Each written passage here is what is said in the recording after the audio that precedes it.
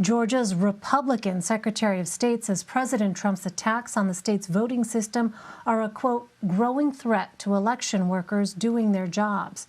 Brad Raffensperger made those comments after Georgia's voting system implementation manager accused the president of inspiring violence through his baseless fraud accusations.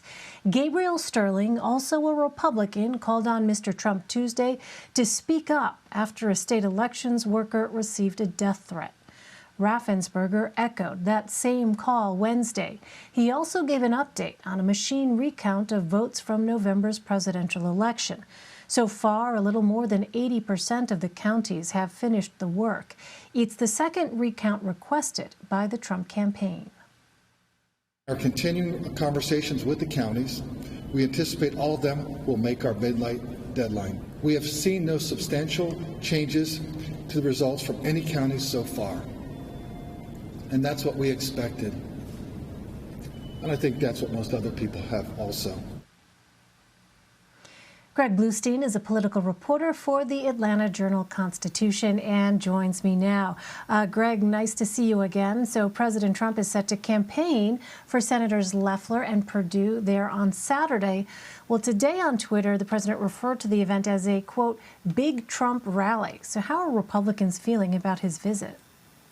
Yeah, that's the major question here, right? If the president comes down and speaks more about his grievances, more about his false claims of widespread voter fraud than he does the runoffs in January 5th, then Republicans will go home, in Georgia at least, feeling empty-handed. But if he's focusing more on the Senate runoffs than his own election, then they'll feel like they get something from it. Look, what they want him to do ideally is say that a vote for Senators Perdue and Loeffler are tantamount to a vote for him. Whether he says that or not still remains up in the air. Well, former President Barack Obama is narrating a new ad for Democrat Jon Ossoff, who is running against Republican incumbent David Perdue. Let's listen to a clip. Jon Ossoff has dedicated his career to fighting injustice. He learned about public service from one of my lifelong heroes, John Lewis. He knows we need a new Voting Rights Act that makes sure every Georgian is treated equally under the law. So, Greg, who is that message targeting, and what does this mean for Ossoff's campaign? Yeah, I mean, we're talking about a targeting of core Democratic voters. The Democrats know that they have a pool of about 2.5 million voters who voted in November for Joe Biden, who they want to return to the polls for January 5th. And really, this is a strategic shift for Democrats, if you think about it from the longer term. Not 4, 5, 6 years ago, Democrats ran away from national figures like Barack Obama. And now they're running toward those national figures because, as I mentioned just now, it's all about getting the base out. And they feel like whatever damage Republicans might inflict upon them for allying themselves with former President Obama will be overwhelmed by the good it could do for their candidacy.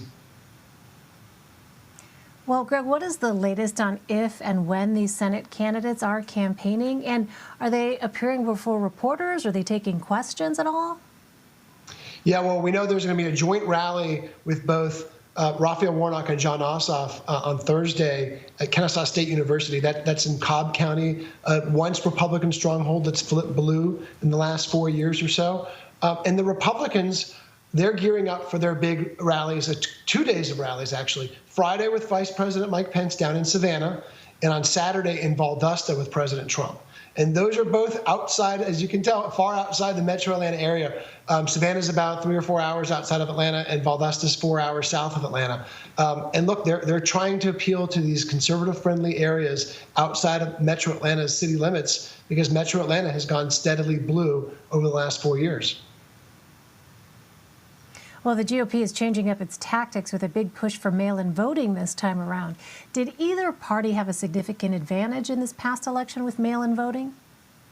Democrats had an overwhelming advantage. They netted about 300,000 more votes through absentee ballots than the Republicans. And that's been an advantage that Republicans hope to chip away at. But their challenge is President Trump and his allies have denigrated absentee ballot voting for years, saying that it's ripe for fraud and making all sorts of allegations that have been no evidence to back up. now that you're hearing from the Republican Senate candidates in flyers and mailers and ads, campaign speeches, all pushing their voters to vote by mail, vote early. And the main reason why is January 5th in Georgia. Yes, it's a lot more seasonal. It's a lot more better weather than most parts of the country, but it still could be very icy and very frigid and rainy here. And they're worried that relying solely on Election Day voting could come back to haunt Republicans. It'll be really interesting to hear what President Trump has to say on that front when he goes to campaign there. All right, Greg Bluestein. Greg, always great to see you. Thank you very much. Thanks for having me.